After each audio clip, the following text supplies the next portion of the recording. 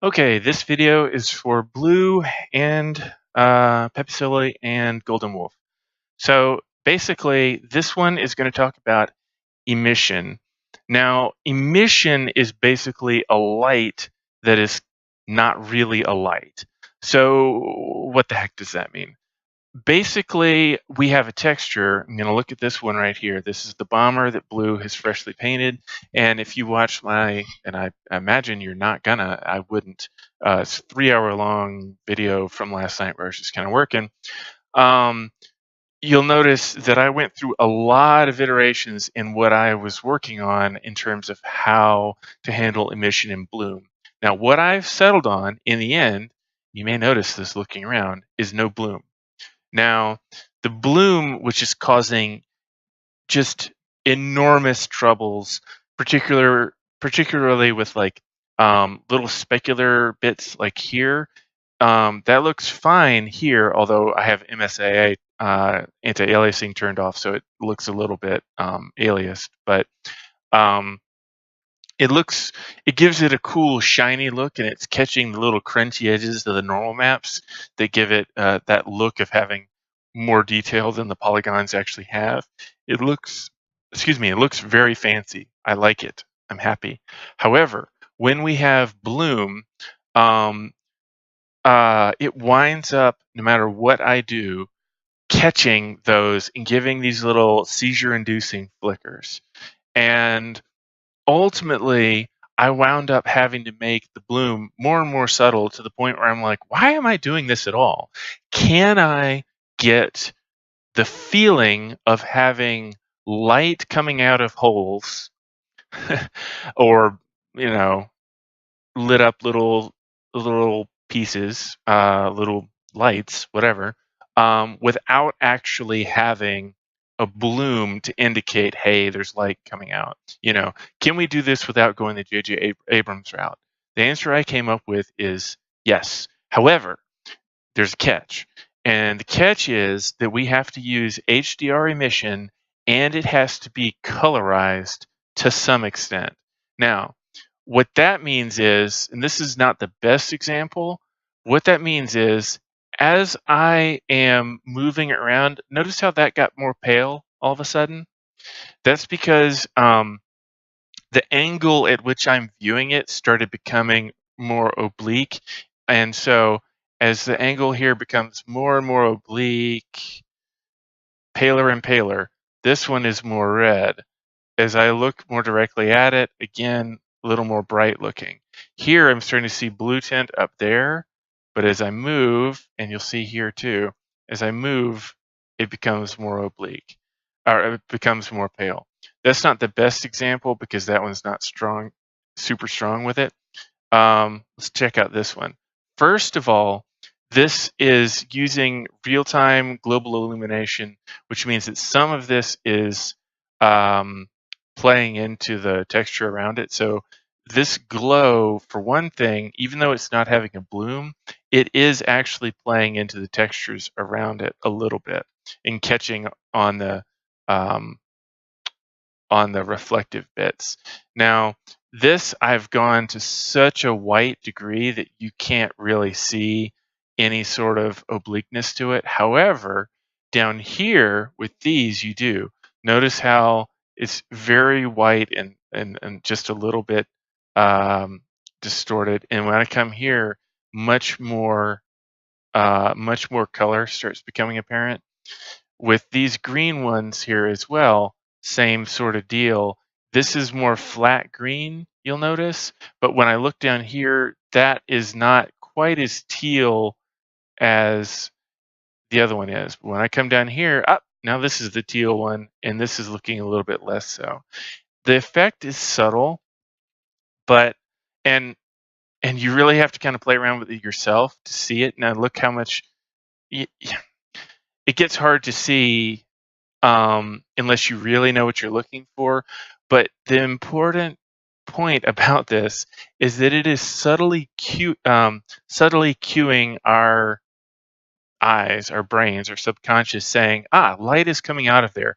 Because when you have a light source, imagine a flashlight, even if it's basically just bright white and you just think, ah, that flashlight's just white, that's all it is. Um, you would only see a bloom effect around that flashlight if there is some sort of lens, like you're wearing glasses and it's catching in the lens of that, or there's some sort of fog or other atmospheric stuff that it's catching on. There's no atmosphere in space to begin with, so the only bloom that really should be happening is based off of the lens. That said, there are plenty of cases in real life where there's no fog and you're not wearing glasses that are catching it. So there's just a light. How can you tell that's a light and not just something white? Well, some of that is by context, obviously, but some of it also has to do with when you were looking at it. Um, where is my, here we are. When you're looking at it, this is probably the best example. Depending on the angle at which you're viewing it, it winds up being slightly more directly bright versus when you look at it at a strong angle, it winds up getting a little bit occluded. And it winds up having little bits of color shifts. And the way that I wound up doing this, it's really darn subtle. You can see the red coming around the edge on that. And then when I get close, it's more... It really is subtle to the point of almost being ludicrously subtle at the moment. But um, the bottom line is, in order to get the emission to work correctly, let's do an example here. In order to get the emission to work correctly, we can't just set the emission to just one white anymore. So if we've got this as the default emission here. So this is the emission of brightness 1, and it's just set to being pure white. So the emission here is exactly what is shown on this emissive map. So this emissive map shows all of blue's colors and what they look like. So that does not look lit up, right? In order to make it look lit up, we have to go into the HDR range, which means going above brightness of 1. So suddenly this now looks lit up just by going a little bit above. And in some cases, that's enough. One of the things also is that on the dark side, where if we turned off emission entirely, it's just, this is up here, it's red, but over here, it's in shadow, and so you don't really see it. Now it's glowing in areas where other things are completely in shadow. In some respects, maybe this is just enough, and that's all you really need to do. But you get some extra richness if you switch in like this, and this gives an HDR colorization to it. You can get something that is far richer coming out of here. Now, what that does is it changes the color, though, of some of the elements. So, if there's a lot of variance in the colors, you will wind up with some color shifts based off that. So that actually looks better than what I'd done before. I've been staring at it way too long last night. So when I come to the bomber, let's take a look at this. So we've got all of these things. This is what it normally is. It's very yellow. I don't think the yellow looks good when we wind up actually seeing it in practice here. It doesn't, it makes, blue's making us light bulbs. And then this is a flat light bulb that doesn't look lit when we just have it non-HDR. So when we start cranking up the brightness, then the light bulbs start looking a bit better. And do we just keep it like this? Arguably, maybe. If we go like this, though, then we can get a bit more color. I went into the blue spectrum before.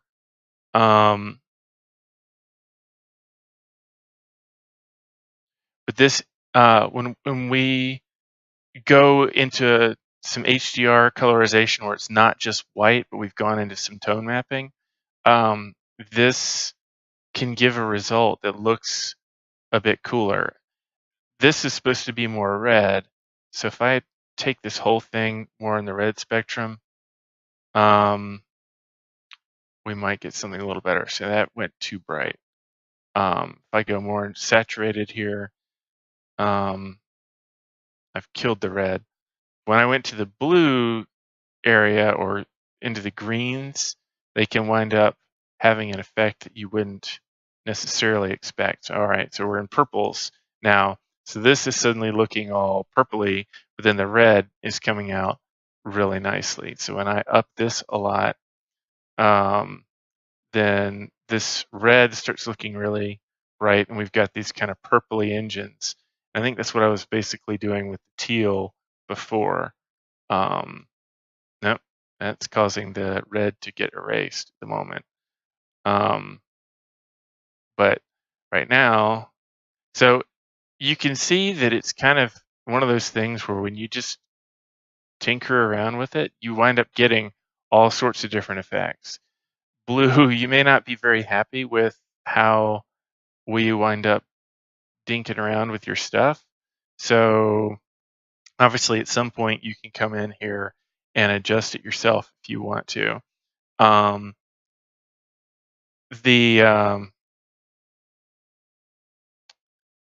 It may be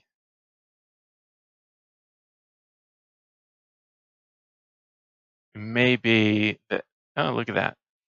Just shifting over a bit here, but keeping the brightness from going so crazy is letting me keep the yellows and the reds, but keep it more. There we go. That looks good. See, this looks like it's keeping to the spirit of what blue is doing, but without, but giving that HDR look. So next example, coming back to this arc here, I had to separate this out into two sections because, for one thing, the brightness of these needed to be vastly different between the butt with the lights back here and then the lights on the engines, and then the lights for the living quarters. Those needed to be really different. So let's see what we can do here when we kind of reset this down some. So first of all, I actually did adjust the colors a bit on this originally. And I did this so that it would play different with the HDR as I made it glow. Because I want these to kind of white out, but I don't want the stuff on the back to white out as much. And when you combine different colors in different ways, I think, honestly, if you're going in the brightness range of like 1 to 5, that's going to be better in a lot of ways. I wanted this to have this kind of bluish feel back here, but then still maintain kind of a reddish feel back here. Let's see what this does. So there we go. That's mission accomplished a little better than what I had before, honestly. So now it doesn't look so over harshed. Because if you go too harsh, then the HDR can start looking kind of artifacty on the edges, which you probably noticed when I was showing earlier in the video. I was very tired last night. It was like midnight, and I'd been working on this for three hours at least, I'd say. So when I look at this now, what happens if I down this a lot? So first of all, step one is that this doesn't look lit at all. Gone down to the basics of one brightness, pure white. So this is emitting exactly the colors that blue set up, but it's not emitting. It doesn't look like it's emitting. It looks like a light. It looks flat because we're not in the HDR range yet. So if we just crank up the brightness a little bit, then suddenly these look lit. And I went separate. I went separating these because this is the arc, and if we went to um, the thrusters and the living quarters needed to look separate in terms of how bright they were and so forth, and I didn't feel like trying to manage that all in one ship, all in one mesh. So okay, well, this is actually better now as well, and you get a little bit of, see how it gets a little more teal at certain angles, and then other times it's more green.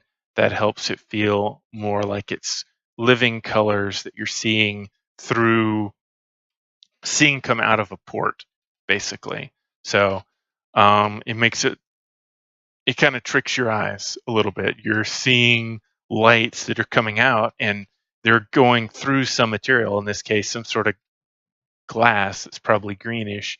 And depending on exactly the angle at which you're viewing the glass, it looks a little bit different in color.